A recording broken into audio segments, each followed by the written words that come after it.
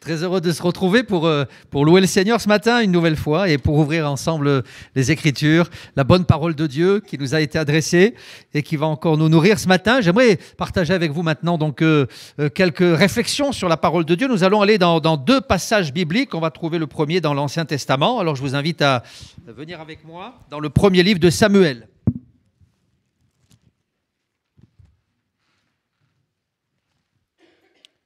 Dans 1 Samuel, pour commencer. Et le verset 18. Mais je vous l'ai dit. Il faut écouter. Alors, 1 Samuel, chapitre 2, et le verset 18. Voilà, c'est mieux, hein?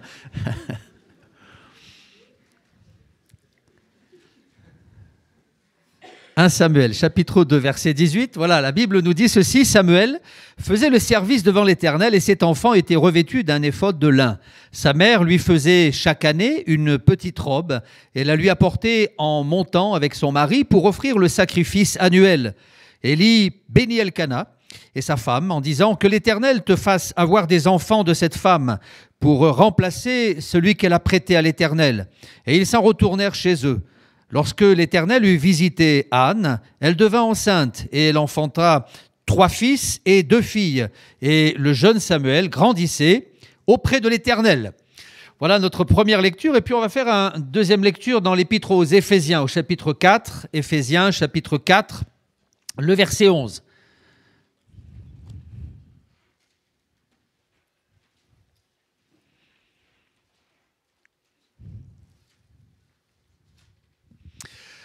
Voilà notre lecture. Il a donné les uns comme apôtres, les autres comme prophètes, les autres comme évangélistes, les autres comme pasteurs et docteurs, pour le perfectionnement des saints en vue de l'œuvre du ministère et de l'édification du corps de Christ, jusqu'à ce que nous soyons tous parvenus à l'unité de la foi et de la connaissance du Fils de Dieu, à l'état d'homme fait, à la mesure de la stature parfaite de Christ.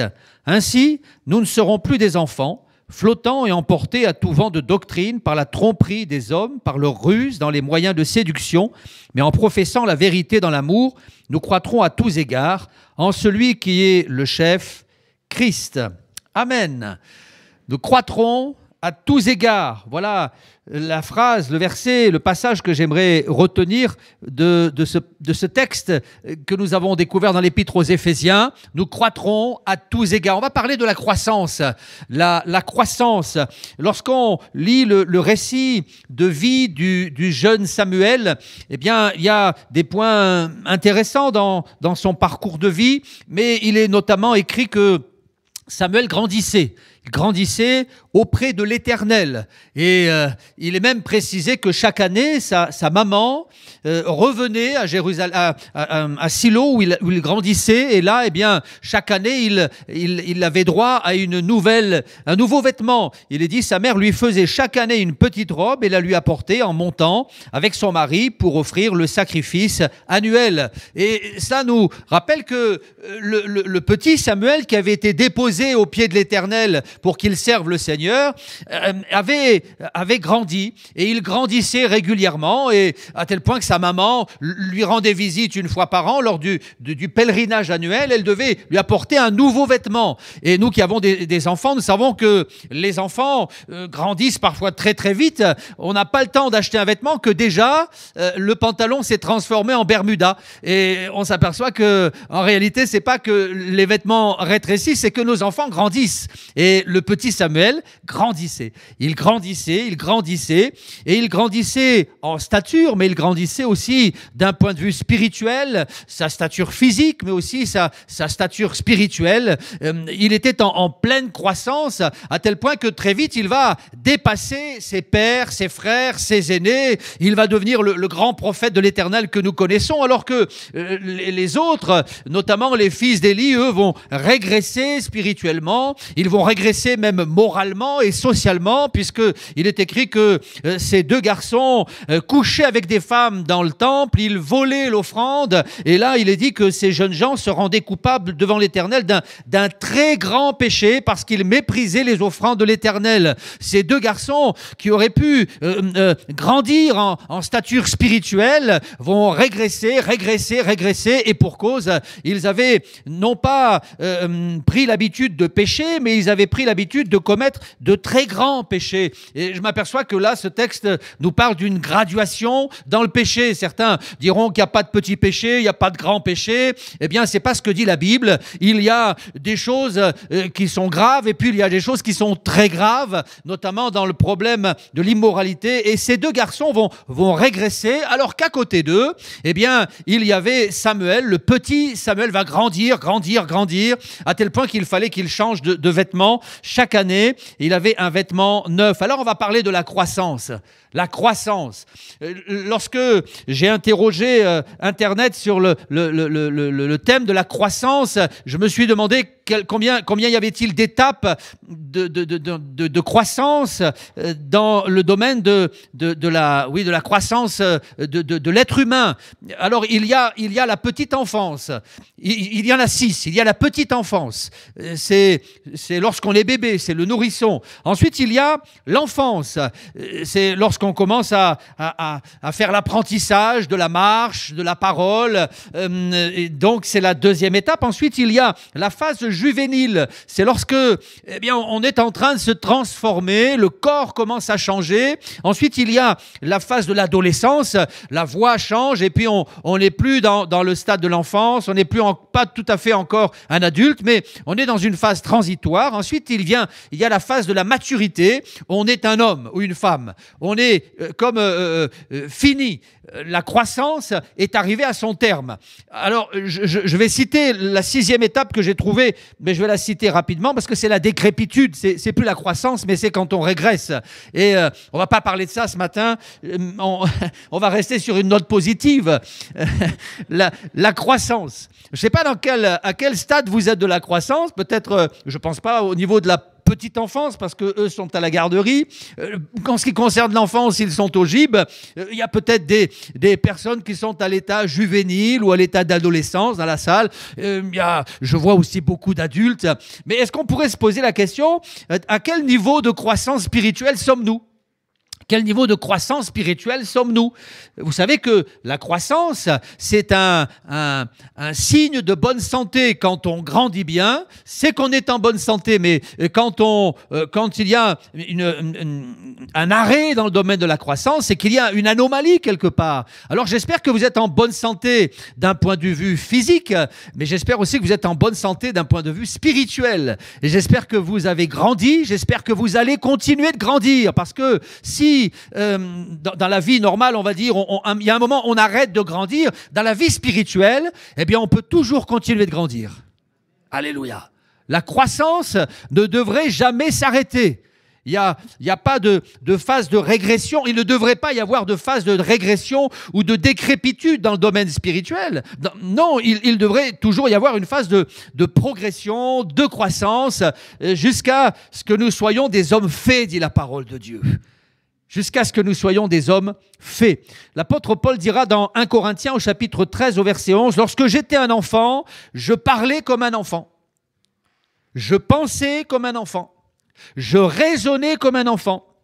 Mais quand je suis devenu un homme, j'ai fait disparaître ce qui était de l'enfant. » Et il ne parle pas seulement de la croissance de son corps, la croissance physique, intellectuelle, émotionnelle, il parlait de la croissance spirituelle.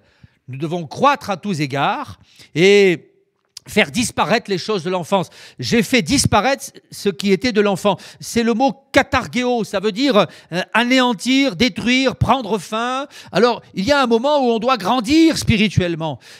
Et si l'apôtre dit cela aux Corinthiens, c'est parce qu'il regrettait que les Corinthiens soient restés à la phase de l'enfance. Ils s'étaient arrêtés. Ils avaient cessé leur croissance spirituelle. Dans un autre passage, dans 1 Corinthiens au chapitre 3, il il dira, pour moi, lorsque je vous ai parlé, ce n'est pas comme à des hommes spirituels que je vous ai parlé, mais c'est comme à des enfants en Christ. Vous êtes restés des enfants.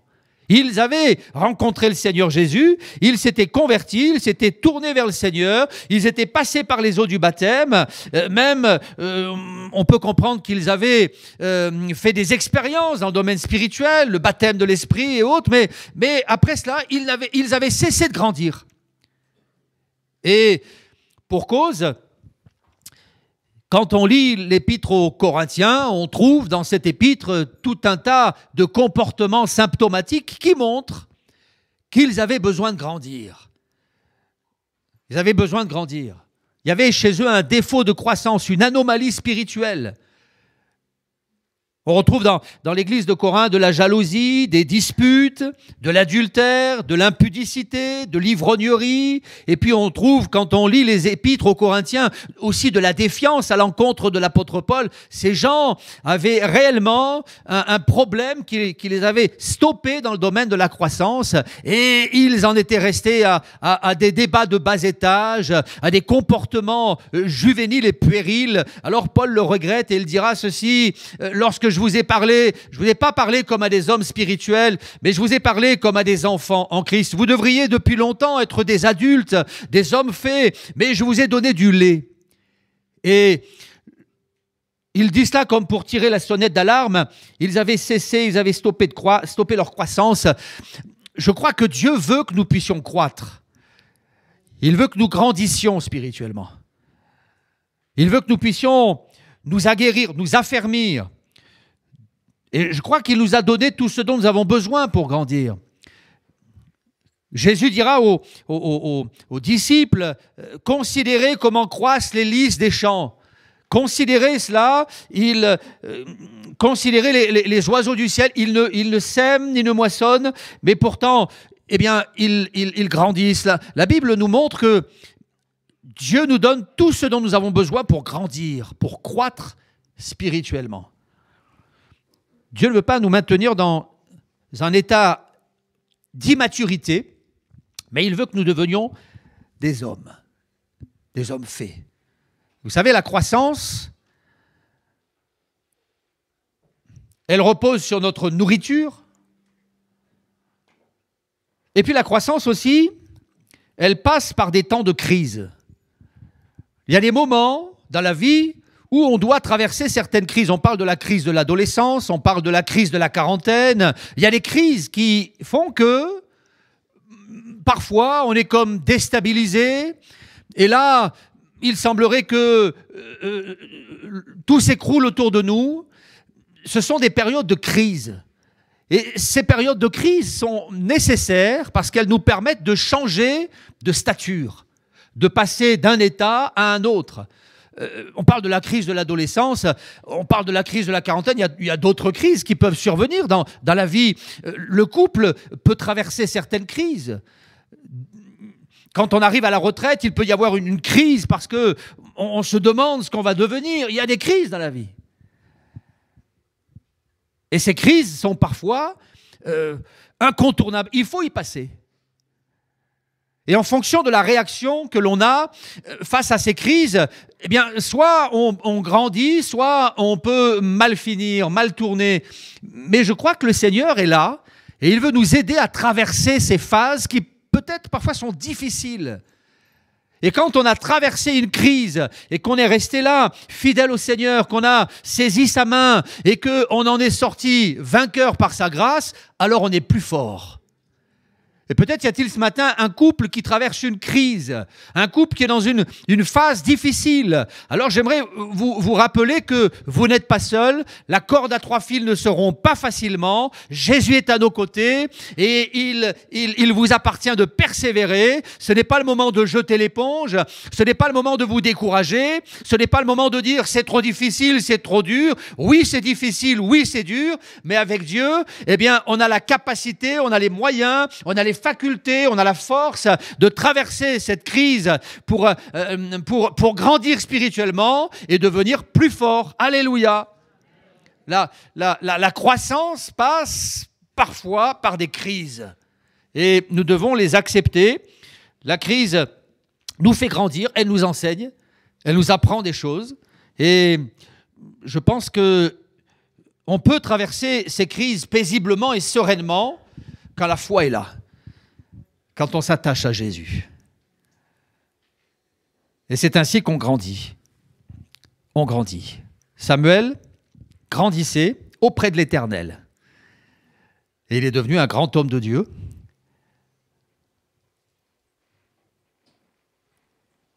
Dieu veut qu'on grandisse. Mais parfois, ce qui se passe, c'est que parfois, on se croit grand, alors qu'on ne l'est pas. Il y a un passage qui m'a toujours marqué, c'est le texte où il est dit de Moïse, Moïse devenu grand, se rendit auprès de ses frères, et il en trouva deux qui se disputaient. Alors il s'est dit, tiens, je vais tuer le méchant et je vais prendre la défense du gentil. Et puis après avoir commis son crime, il va l'enterrer dans le sable. Il se croyait grand, mais il n'était pas très intelligent, parce que si on veut cacher son crime, il ne faut pas enterrer un corps dans le sable. Il vaut mieux l'enterrer dans la terre. Parce qu'un coup de vent et le corps apparaît. Il se croyait grand. Et en réalité, il n'était pas bon à grand-chose encore. Alors, Dieu l'a envoyé à l'école pendant 40 ans, dans le désert. Et là, il a appris. Il a appris qu'il devait mettre de côté son assurance, sa prestance, son arrogance, qu'il devait mettre de côté ses certitudes.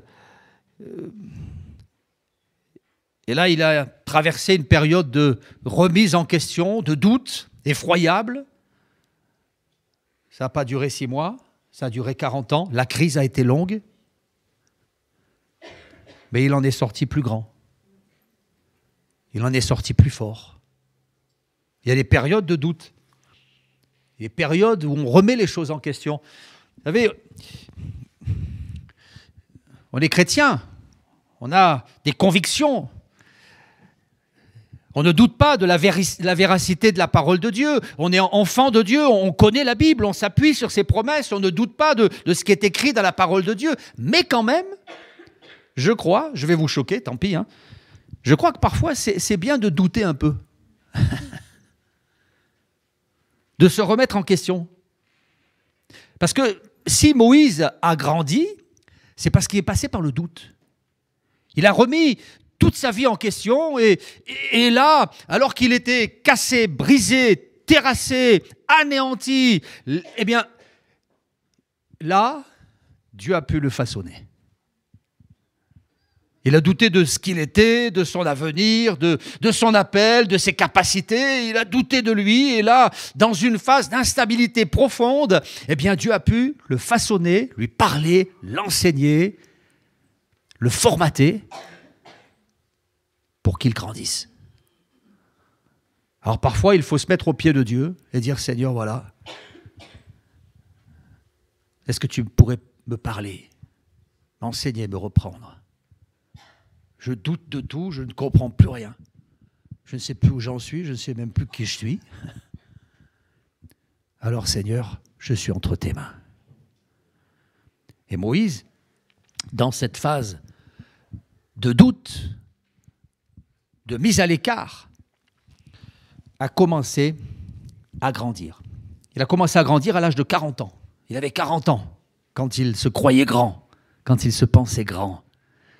Alors qu'en réalité, il était encore bien petit, beaucoup trop imbu de sa personne pour que Dieu puisse l'utiliser. Il faut parfois reconnaître qu'on est petit. Ce n'est pas ton expérience qui fait de toi un grand chrétien. Ce n'est pas ton grand âge qui fait de toi un grand chrétien. Ce n'est pas le fait d'avoir de la bouteille. C'est pas... Non, tout ça, quelque part, c'est pas grand-chose. Jean-Baptiste dira, il faut qu'il croisse et que je diminue. Alors il avait accepté de se dépouiller, de reconnaître qu'il n'était pas grand-chose.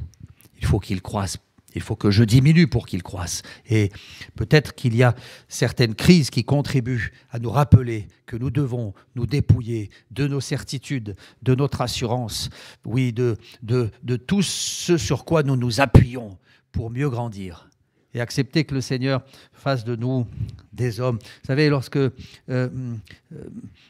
Moïse a été stoppé par Dieu, il l'a envoyé à Madian pendant 40 ans, mais cela parce qu'il se croyait grand. Et lorsqu'on lit la Bible, on trouve d'autres personnages comme cela. Il y a aussi l'expérience de Saül.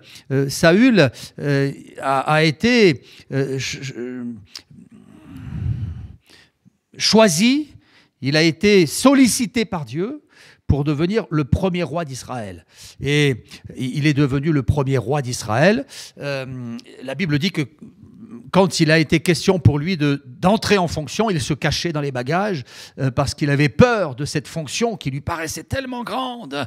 Et on est allé le chercher derrière les bagages, on l'a placé là sur le trône et puis il a commencé à régner. Nous savons que très vite il a, comment dire aujourd'hui, il a vrillé, il s'est éloigné de Dieu, il a péché contre l'Éternel et quelque temps plus tard, Samuel, le même Samuel dont on parlait tout à l'heure, vient frapper à la porte de Saül et Samuel lui dit quelque chose d'intéressant.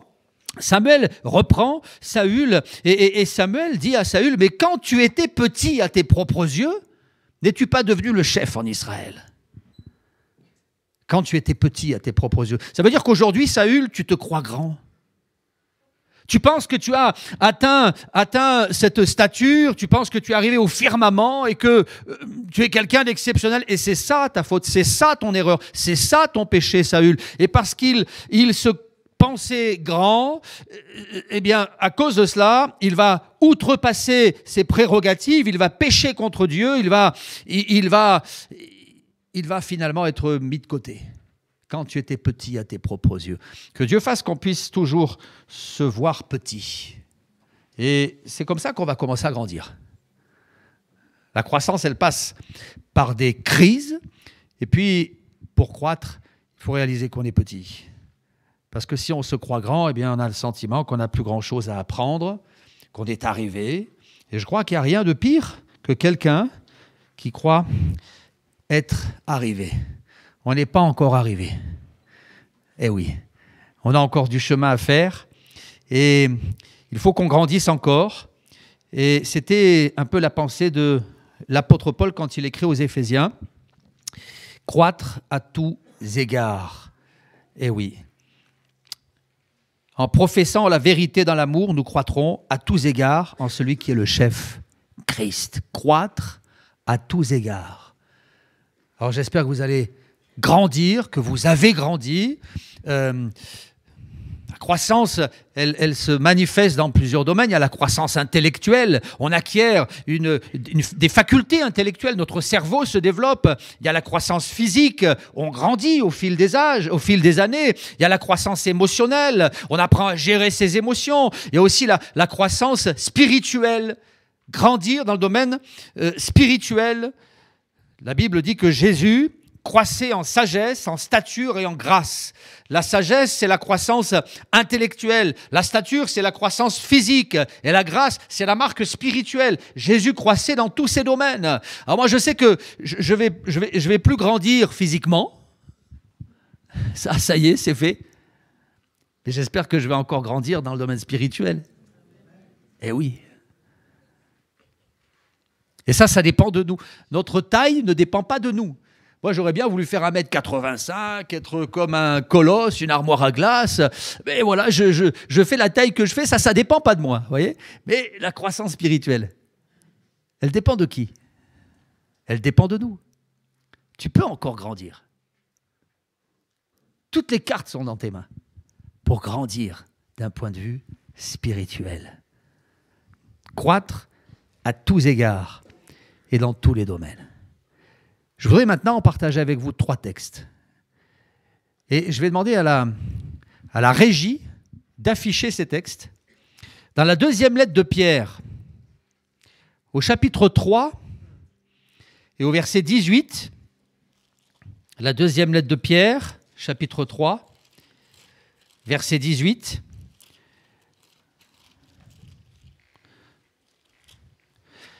Voilà ce que nous lisons.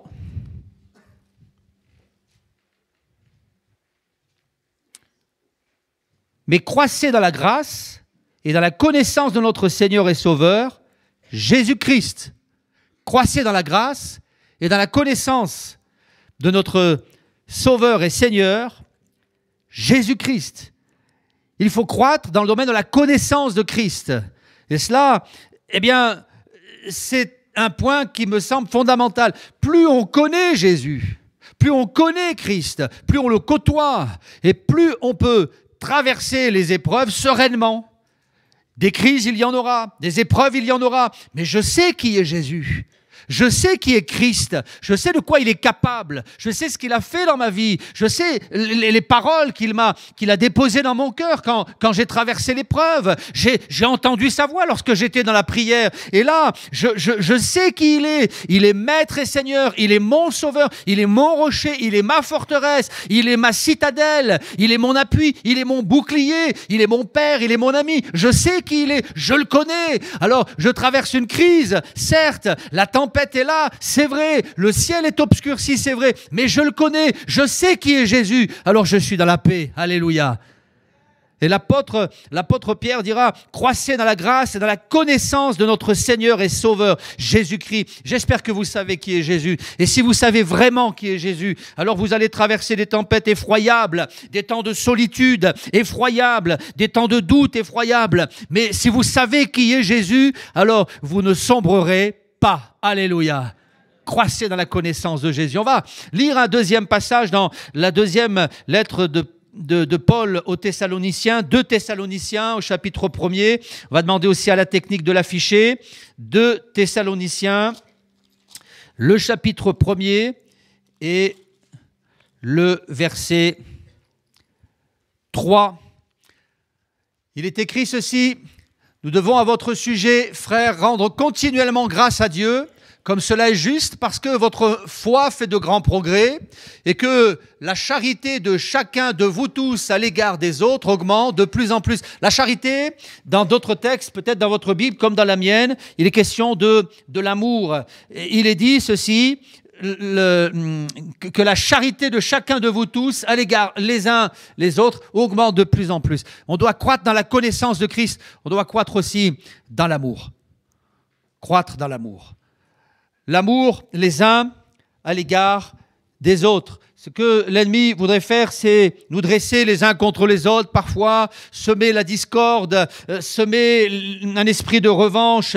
Mais l'apôtre Paul nous invite à croître aussi dans le domaine de l'amour. Il n'est pas question ici de sensiblerie, non, il est question d'un amour vrai, authentique, celui qui vient d'en haut, croître dans l'amour. Devons nous aimer les uns les autres, dit la parole de Dieu. Nous aimer avec nos défauts, nous aimer avec nos qualités, nous aimer malgré les déceptions. Vous avez peut-être, probablement, certainement été déçus par 1 ou 2 ou 3 chrétiens, mais l'amour nous permet de couvrir ces choses, de ne pas nous arrêter à cela et d'aller plus loin dans la foi et de rester stable et fidèle. Alléluia. Croître dans la connaissance de Jésus, croître dans l'amour. Et puis, il est écrit aussi, parce que votre foi fait de grands progrès. Et c'est un autre point que j'aimerais aborder avec vous dans Luc 17 au verset 5. Luc 17 au verset 5, c'est le 3e texte que je voudrais laisser sur votre cœur. Il va aussi s'afficher, Luc 17 au verset 5, les apôtres dirent au Seigneur, augmente-nous la foi. Augmente-nous la foi. Croître dans la foi. Croître dans la foi. Ce qui a amené les disciples à demander cela au Seigneur, c'est que ils ont entamé avec lui une discussion et Jésus de dire si quelqu'un a péché contre toi cette fois dans un jour et que cette fois il revienne à toi en disant je me repens, alors tu devras lui pardonner. Alors les apôtres dirent au Seigneur Jésus, augmente-nous la foi, Seigneur, parce que ça dépasse notre compétence, le pardon. ça dépasse nos capacités. Le pardon, alors Seigneur, augmente-nous la foi. Et on doit grandir et croître dans le domaine de la connaissance de Jésus. On doit grandir dans le domaine de l'amour, l'amour fraternel, l'amour conjugal, l'amour. Et puis on doit aussi grandir dans le domaine de la foi. Et j'espère que, vous n'êtes pas de ceux qui considèrent qu'ils sont arrivés là, au sommet de la foi. On est encore tout au bas de la montagne. Et on doit encore marcher, progresser, grandir pour que notre foi s'affermisse. Seigneur, augmente-nous la foi. Voilà ce que je voulais partager avec vous ce matin. Quelques pensées sur la croissance.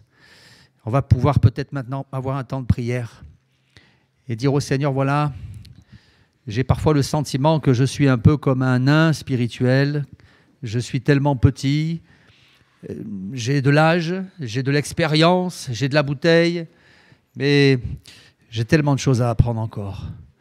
Ce qui, parfois, me fait rager, c'est qu'il y a des choses que j'ai apprises il y a 10 ans et je les ai oubliées. Il faut que je les réapprenne. Et j'ai parfois le sentiment que c'est un éternel recommencement. Alors, Seigneur, pardonne-moi mes oublis et fais-moi grandir à nouveau. Je veux continuer de croître, continuer de grandir.